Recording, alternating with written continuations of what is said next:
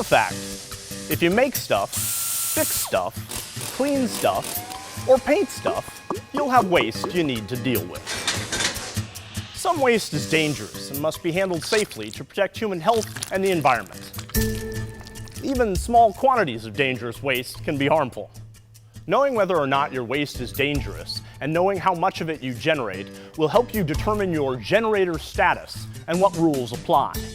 Your business can be a small, medium, or large quantity generator of dangerous waste. In this case, bigger is not better. It is very beneficial for businesses to have small quantity generator or SQG status.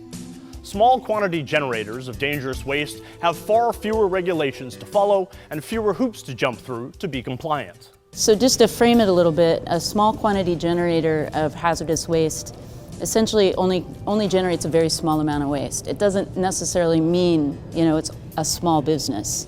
Okay, it could be a really big business, but they only generate a small amount of hazardous waste.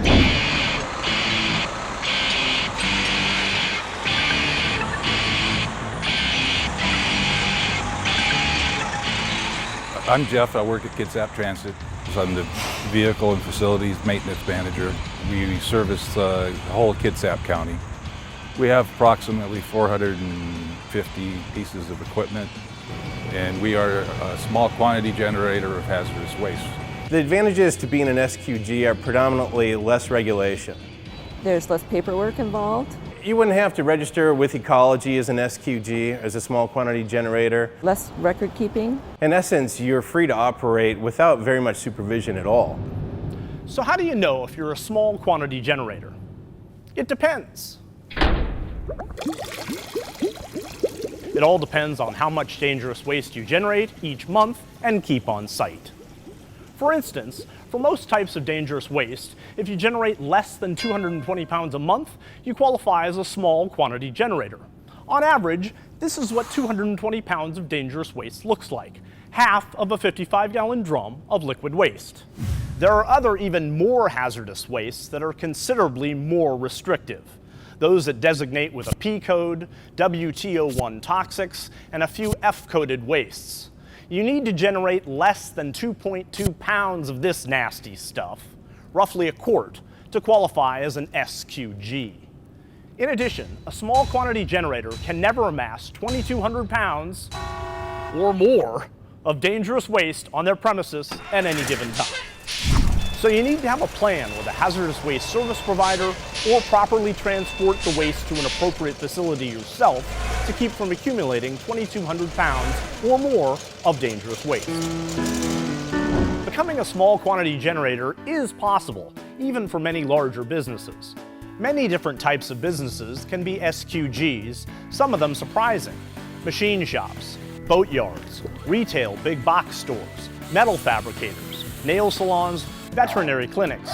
All of these are common SQG businesses. It all depends on how much dangerous waste you generate each month and keep on site. So a small quantity generator, again, only generates a small amount of waste. They only have 3 things they have to do under our rule. You have to designate the waste, which means you have to take a good look at the waste and see if it's hazardous. Designation is the process of determining whether or not that waste is a dangerous waste here in Washington. Second thing you got to do is, while you're accumulating it on site, you have to safely manage it. You don't want employees to get hurt or the environment. Safely handling waste means making sure that waste containers are in good condition, out of the weather, and off the ground, and closed. The containers need to be clearly labeled to make sure that your employees and anyone else who comes in contact with the waste knows what it is and the risks associated with it.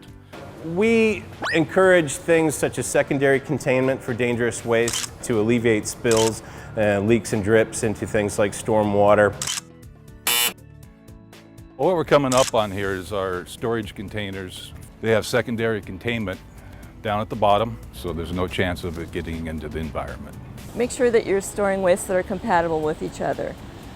You don't want to have reactive waste right next to ignitable waste, for example. You want to be cognizant of making sure the containers you're storing these materials in are compatible with their contents. And then the third thing is you need to properly dispose of it. You can contact a reputable hazardous waste service provider to transport your waste for disposal, or you can transport it yourself to a proper receiving facility. In Washington, we have a lot of collection centers for, small quantity generators. Each county is a little bit different. They can either contact somebody at ecology or contact their local environmental services or health department to find out what the options are for small quantity generator waste disposal. Those are only the three things that are required. A really great idea is to keep records of the proper disposal, so that you can show that you've been safely managing your waste off-site. I really recommend that people, while they're accumulating stuff on site, that they have all of the containers labeled, and that they, keep proper spill controls in place, that they train their workers, that they keep records of employee training, and then they also keep a record that they've walked through the designation process to figure out if something is hazardous. So those are recommendations, and I think in the long run they give you a lot less liability.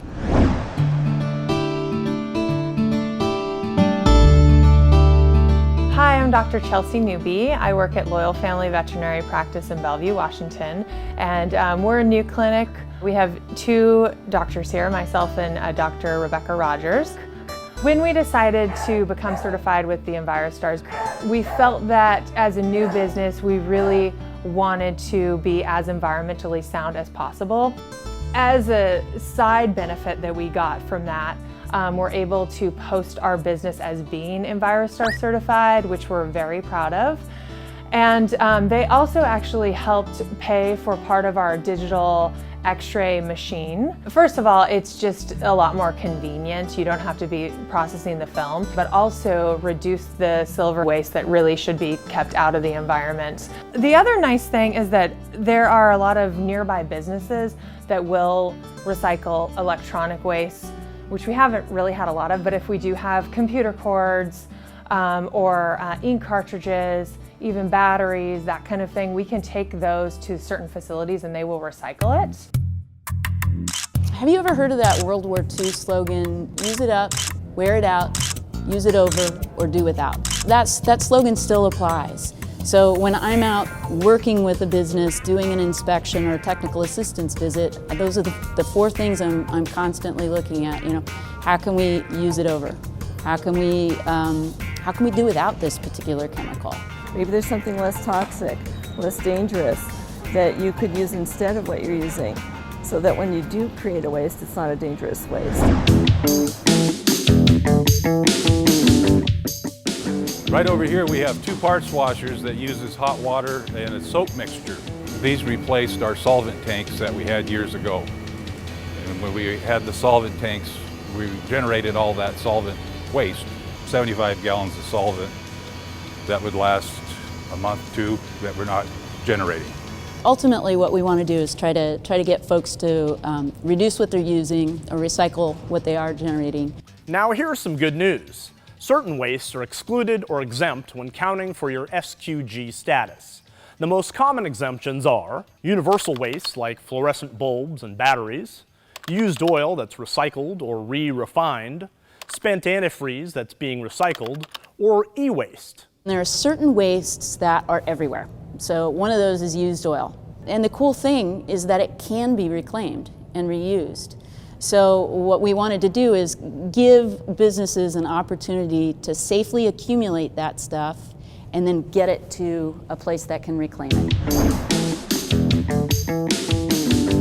About 15 years ago, we bought this light bulb crusher. It's for crushing fluorescent tubes. At the time, it was state of the art. As time goes on, we found out that after you crush it, it's now classified as hazardous waste. So to avoid having hazardous waste here, we decided to go with the vendor's package, where he brings containers that we store our used fluorescent bulbs in. Then we seal them up, call him, he picks them up, and he takes them to their site, and they recycle them. Trying to move from generating a lot of hazardous waste to just a very little bit is, it just makes good sense. You save money, you are investing in your employees by having a safer workplace. You're investing in your local environment. So what if you exceed the limits to be a small quantity generator? Well, then you'll be a medium or large quantity generator. And in that case, you'll have a heck of a lot more hoops to jump through. There'll be more regulations, paperwork, and possibly fees. It's just more complicated. You might want to think about how to get small. That is not what I meant. We work with a lot of different types of generators, from small all the way to large quantity generators. What we like to do is try to move people from the large down to the small quantity generator, because then we know we've got a lot less waste that has to be dealt with that could potentially end up in our environment. There are people who can help you get small and stay small, or eliminate your dangerous waste altogether. Resources may differ depending on where you live. So some strategies that are available are just communicating with your local public works or health district, since they tend to govern waste in most jurisdictions. The Public Health Department fosters a program in Kitsap County for the Department of Ecology called Local Source Control. And in that particular facet of dangerous waste, we have a specialist meeting with businesses, particularly small quantity generator businesses, to speak with them on a one-to-one level about pollution prevention. And then we also, at the Department of Ecology, we have a toxics reduction group. And they're looking at greener chemistries. They provide technical assistance. They'll go out with different gadgets and measure energy loss. They'll measure flow. And they'll engineer systems that'll help you reduce the amount of waste that you're generating. So there are lots of options. There's also tons of information online about different alternatives. I think most businesses out there could qualify as an SQG. I think most businesses generate universal waste, fluorescent tubes, batteries. Those are easily recyclable. Any type of business can be an SQG. It can be, a lot of times the misconception is that an SQG is a small business. As an example, a company I was at not that long ago, they make that cement board siding, and they make tons of it. I mean, they're one of the biggest distributors in the States. And they switched to a water-based solvent, and so now they're generating a lot of wash water that they clean up and reuse, and they're no longer generating hazardous waste. So they went from being a large quantity generator to boom, just by making that one product change, to being a small quantity generator. And again, becoming a small quantity generator of dangerous waste offers huge benefits for you and your business. Yes, you're exempt from a lot of regulations, but don't forget that you're still required to designate your waste, handle and store your waste safely, and recycle or dispose of your waste properly. It is also advisable, not required, but a darn good idea, to regularly dispose of your waste to avoid accumulating more than the SQG limit, keep records to verify that you are indeed an SQG, and manage your waste following best management practices.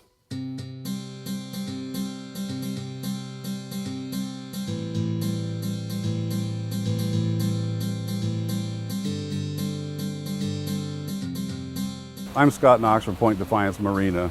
We're a facility of Metro Parks Tacoma. We have a beautiful facility here. It's been here for many years. We've been putting people on the water for over 100 years. One of the things we feel like at this facility is that it's not good enough just to be a clean, green marina. We have to teach clean and green through our programming, events, and classes. The benefits of being a small quantity generator are several-fold. One is for our staff. It keeps them safe and happy. The customers also see it on a day-to-day basis. The environment itself benefits. And just as importantly for me as a supervisor, the bottom line benefits, because we're not having to spend extra money on those kinds of programs. Take strides to reduce or eliminate the dangerous waste you generate. Be smart about it. Decrease pollution, reduce and recycle waste, choose safer alternatives. Being a small quantity generator can work for your business, your employees, and the environment. It's the next best thing to having no dangerous waste at all.